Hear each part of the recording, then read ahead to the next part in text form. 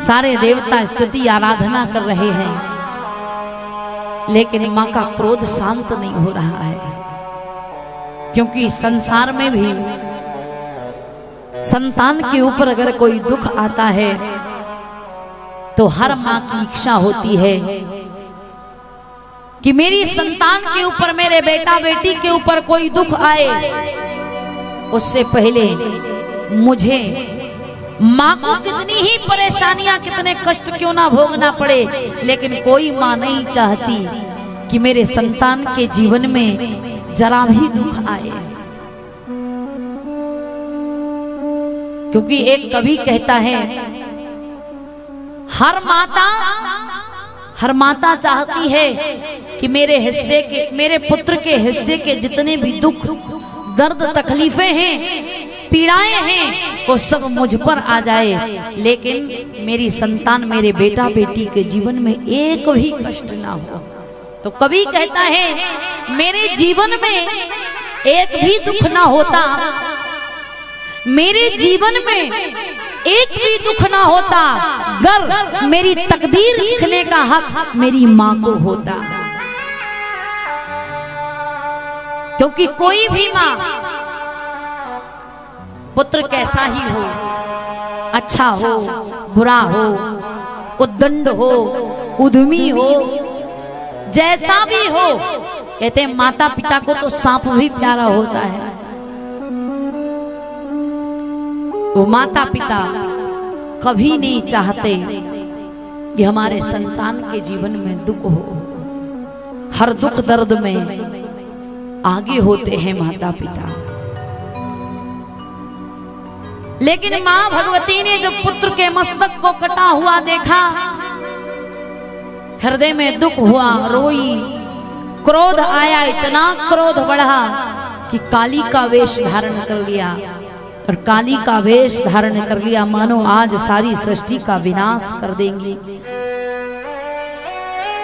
सब देवता स्तुति कर रहे हैं, माता शांत हो जाइए, मां जो आपका क्रोध अवतार है, इस क्रोध अवतार से आप शांत आकार में आ जाओ, काली से पार्वती के रूप में आ जाओ। विनती कर रहे हैं, प्रार्थना कर रहे हैं, लेकिन मैया का क्रोध शांत नहीं हो रहा। सब सोच रहे हैं कि मैया के क्रोध को शांत कैसे किया जाए। सभी देवताओं ने सब प्रयास कर लिए, लेकिन कुछ प्रभाव ना पड़ा। तो आज भगवान शंकर से सारे देवता हाथ जोड़कर विनती करते हैं, प्रभु आप माता के पुत्र को जीवित कर दीजिए, आप गणेश को जीवित कर दीजिए। शंकर जी बोले, देवताओं ये क्या कह रहे हो? देवताओं ने कहा, अगर आप ऐसा नहीं करेंगे तो माता आज सारे संसार को समाप्त कर देगी।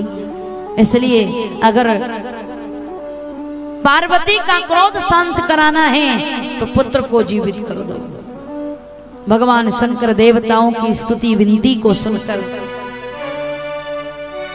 गणों से कहते हैं, जाओ कोई ऐसा जीव जिसकी मां उसकी ओर पीठ करके सोई हुई हो, ऐसे जीव का मस्तक लेकर आओ।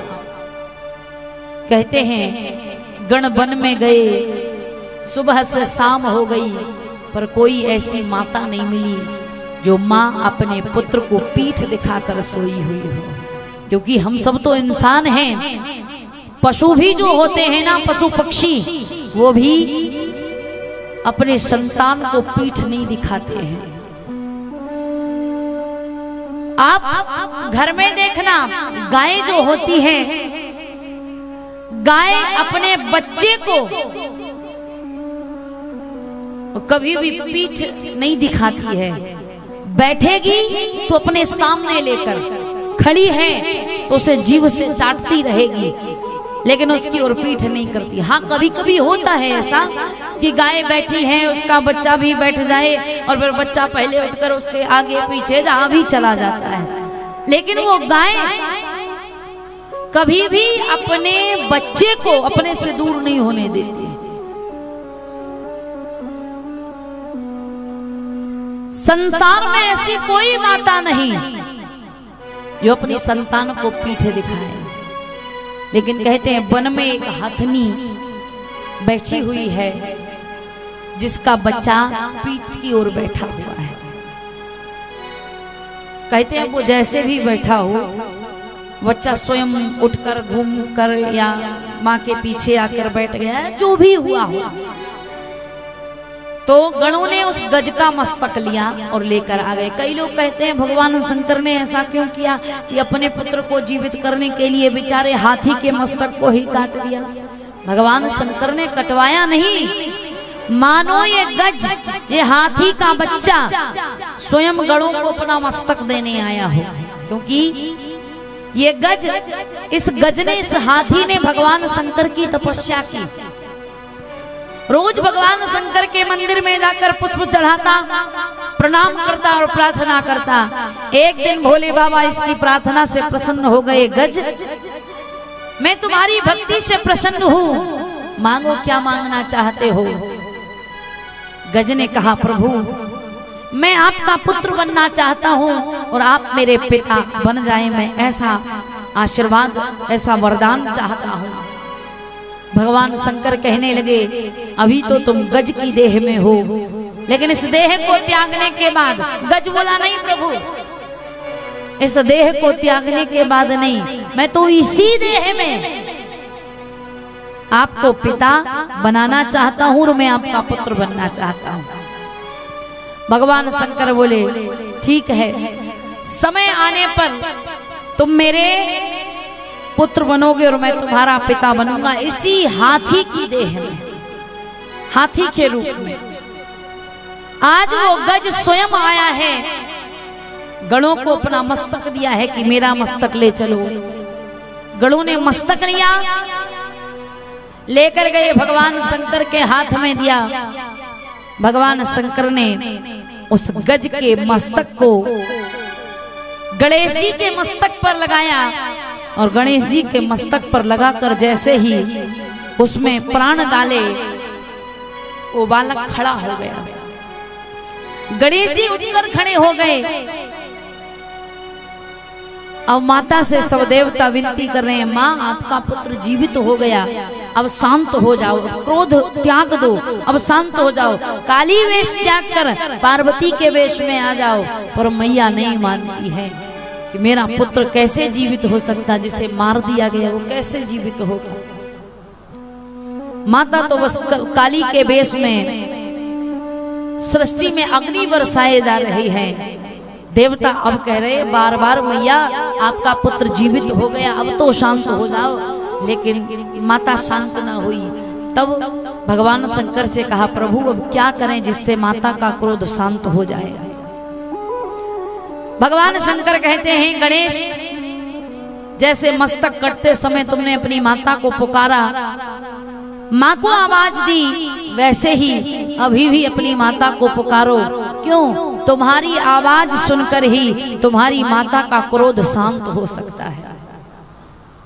गणेश जी महाराज अपने पिता की आज्ञा को मानकर और वैसे ही जैसे मस्तक कटते समय अपनी माँ को पुकारा था, माँ माँ कहकर जैसे ही पुकारा, माता के कानों में पुत्र की आवाज सुनाई पड़ी।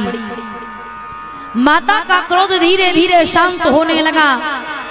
मेरा पुत्र मुझे पुकार रहा है, कहां से आवाज आ रही है, कहां है मेरा पुत्र गणेश। ऐसे करते करते माता का क्रोध शांत हुआ। माँ भगवती काली वेश से पार्वती वेश में आई, पुत्र गणेश के पास, गणेश को उठाया, हृदय से लगा लिया और कहते हैं सारे देवता वहां पर उपस्थित थे। गणेश जी को जो प्रथम पूज्य कहा जाता है, तो गणेश जी को वरदान दिया गया। माता पार्वती और गणेश जी दोनों वहां पर उपस्थित हैं।